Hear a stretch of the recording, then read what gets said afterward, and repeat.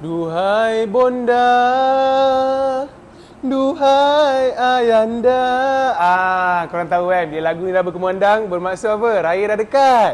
Jadi, persiapan korang macam mana bila nak meninggalkan rumah korang untuk mengelakkan menjadi tempat pembiakan nyamuk Aedes? Okay, sekarang kita berada di KTM Shah Alam.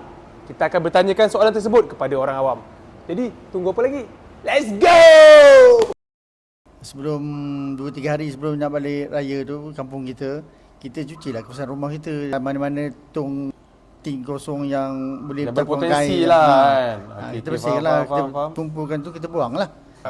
Langkah pertama, kita kena pastikan keliling rumah kita tak ada mangkuk-mangkuk ataupun benda-benda yang boleh bertakungkan air, sebab itulah tempat pembiakan yang sebenar. Dekat dalam rumah kita sendiri, dekat tandas, kita kena tengok mungkin ada baldi-baldi yang berisi air, harus dibuang, dan mangkuk tandas tu pastikan bertutup lah. Jangan bagi dia terbuka lah. Mana-mana ada Tupperware ke apa ke yang terbuka, macam makanan kucing ke apa ke, pastikan dia bertutup lah ataupun buang airnya. Pertama sekali kena bersihkan rumah lah. Lepas tu pastikan tak ada air-air yang bertakung macam tu. Saya kena betul-betul bersihkan macam bawah katil, belakang almari. Saya kena bersihkan. Lepas tu kalau boleh saya spray dengan spray tu lah. Reset bygone tu kan.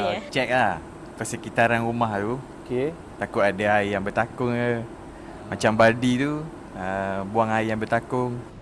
Takungan-takungan bilik air seperti mangkuk-mangkuk tu kita kena keringkan lah. Kalau kita ada tangki pula yang kapasiti rendah tu, kita kosongkan. Mana ada sampah-sampah apa semua, air bertakung tu kita cek dulu semua, baru kita balik kampung. Aduh! Oh, Rasad masih hidup. Aduh, pening lah.